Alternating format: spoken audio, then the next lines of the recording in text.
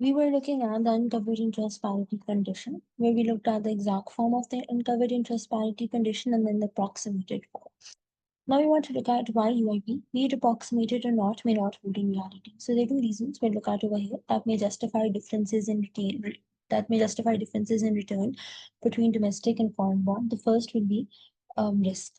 Now, both versions of the interest rate parity, whether we're looking at the exact form or the approximated form, they're based on this assumption that we made that when you're making your portfolio choices, you're only looking at the expected return and not on the variability of those returns. In particular, you're ignoring the risk of ET+1, because remember, ET+1 is the exchange rate expected at time t for period t+1. Now, when we're looking at today and we're deciding between domestic and foreign bonds, and we have an expectation about the exchange rate that will prevail in the next year, the exchange rate a year from now is uncertain. So this means that the expected return on foreign bond is more risky than on domestic bond due to this exchange rate risk. Because when you're deciding today whether you should invest in domestic or foreign bonds, you know what the domestic interest rate is, what the foreign interest rate is, what the exchange rate today is. But the exchange rate a year from now is uncertain. You have only an expectation of it.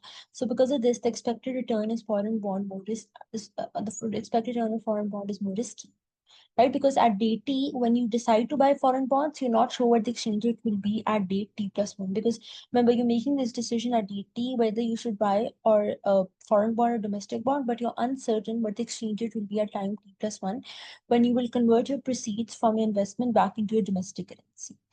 If the exchange rate is expected to be volatile in the coming year, then holding foreign bonds is risky, and risk-averse investors will demand a higher return than what is promised by UIP.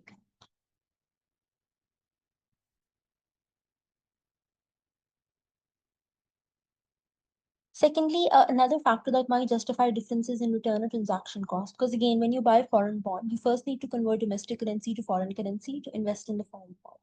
And later, when the bond matures at the end of the investment period, you need to convert your foreign currency back into your domestic currency. And in real world, such transaction costs are non-zero, which might justify a difference in return. So UIP does not take into several factors that can justify differences in return. As mentioned, these can be transaction costs and risk.